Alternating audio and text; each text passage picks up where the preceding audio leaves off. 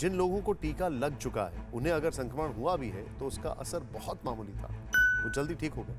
यानी इस महामारी का स्थायी समाधान वैक्सीनेशन में ही नजर आ रहा है और इसे लेकर सरकारों को युद्ध स्तर पर जुटने की आवश्यकता है।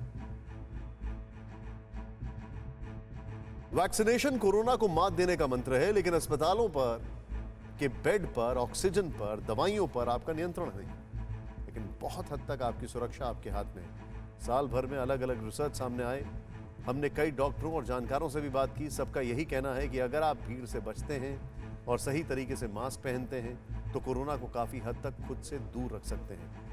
कहने को ये दो चीजें बहुत आसान है, भीड़ से बचिए और मास्क पहनिए, लेकिन वाकई आसान है क्या? आज हम आपसे हाथ जोड़कर ये अपील करना चाहते हैं। खुद को बचाना चाहते हैं, अपने आसपास के लोगों की सलामती चाहते हैं, तो इसका पालन कीजिए और दूसरों को भी ऐसा करने को कहिए।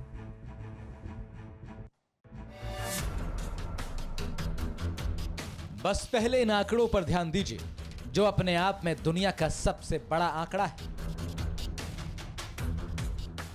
देश में 24 घंटे के अंदर कोरोना के 3,14,835 नए मामले सामने आए हैं। यानी भारत अब वो देश बन गया है जहां 24 घंटे में कोरोना के सबसे ज्यादा मामले सामने आ रहे हैं। 24 घंटे में पूरे देश में 2104 लोगों की मौत हुई है। इन सब के बीच राहत की बात यह कि 24 घंटे में ही 1,78,841 लोग कोरोना मुक्त होकर अस्पतालों से अपने घर भी लौटे हैं। लेकिन बाईं तरफ दिख रहे आंकड़े दाईं तरफ के आंकड़े पर भारी पड़ते दिख रहे हैं। तो उपाय क्या है? हम कम से कम उस पर तो नियंत्रण रख ही सकते हैं जो हमारे साथ में है। आज हम आपको देश के उन छोटे छोटे शहरों की तस्वीर दिखाएंगे जहां कोरोना की दूसरी लहर बड़ी तबाही लेकर आई है। लेकिन पहले इन 4 बातों पर ध्यान दीजिए। आज सुप्रीम कोर्ट ने केंद्र सरकार से पूछा कि आपका नेशनल प्लान क्या है। कांग्रेस की अध्यक्ष सोनिया गांधी ने प्रधानमंत्री को चिट्ठी लिखकर कहा कि वैक्सीन की कीमत अलग अलग क्यों है। पश्चिम बंगाल की मुख्यमंत्री ममता बनर्जी ने सवाल उठाया कि वैक्सीन को लेकर एक देश एक कीमत क्यों नहीं। और दिल्ली के मुख्यमंत्री अरविंद केजरीवाल ने कहा, एक राज्य दूसरे राज्य की मदद करेगा तभी भारत बचेगा। लेकिन इन सब के बीच जो सीधी बात समझ में आती है वो ये कि अगर आप लापरवाही बरतेंगे तो कोरोना मौके की तलाश में है। तस्वीरें उत्तर प्रदेश के एटा की हैं। रोडवेज के बस स्टैंड के बाहर से आ रहे यात्रियों के सैंपल लिए जाने की व्यवस्था है, लेकिन कर्मचारी बिना पीपीई किट पहने ही ड्यूटी निभा रहे हैं। आप पीपीई किट पहन के जांच क्यों नहीं कर रहे? पीपीई किट पहन के करते हैं जांच। फिर अभी कितनी गर्मी? हमने बस के कंडक्टर और ड्राइवर से मास्क ना लगाने का कारण पूछा तो कंडक्टर साहब ने पहले चेहरे को हाथ से छिपाया, फिर बस के अंदर जाकर मास्क पहनाए। और तो और कुछ पुलिस अधिकारी भी बिना मास्क पहने पब्लिक के बीच मास्क का वितरण कर रहे हैं। कोरोना से बचने के लिए गाइडलाइंस वही हैं जो माननीय मुख्यमंत्री जी द्वारा बार बार रीइंफोर्स की जाती हैं कि सबको मास्क पहनना है। और अब जो मास्क नहीं पहनेगा तो उसका जो चालान है वो 1000 रुपये से पहली बार में 1000 रुपये और उसके बाद 10,000 रुपये तक लिया जाएगा। उसके अलावा माननीय मुख्यमंत्री जी के निर्देशानुसार जिस तरह पूरे प्रदेश में 2 दिन फ्राइडे रात से लेके मंडे मॉर्निंग तक की कंप्लीट बंदी है, पूरी बंदी है। उसके अलावा साप्ताहिक बाज़ारों की भी बंदी है। तो इन सब चीज़ों को हम इंश्योर कराएंगे। अब आप ही बताइए, इस जुर्माने और ऐसी सख्ती का क्या फायदा? कुछ ऐसा ही हाल चित्रकूट में भी दिखा। जनता को जान की फिक्र रहती तो वो ऐसे ना घूमती। ना मास्क है ना उचित दूरी, लेकिन जवाब एक से बढ़कर एक है।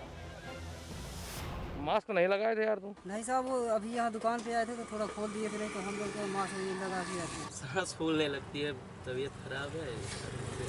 नहीं लिए थे, थोड़ा पास में ही घर है। हाँ। इसीलिए हम नहीं लगे। घर में रखा है। अब ये सब लगाए थे लेकिन थोड़ा लगाए वो हो गया, इसके लिए उतार दिए थे। पहन लेंगे। तो अभी क्यों नहीं पहन रखा? नहीं पता नहीं। क्या नहीं पता आपको? मास्क पहना जाता है। अब जरा पंजाब के कपूरथला की तस्वीर देखिए। 20 से ज्यादा लोगों के इकट्ठा होने पर प्रतिबंध है, लेकिन यहाँ के लंदन रिजॉर्ट में 100 से ज्यादा लोग पार्टी के लिए जमा हो गए।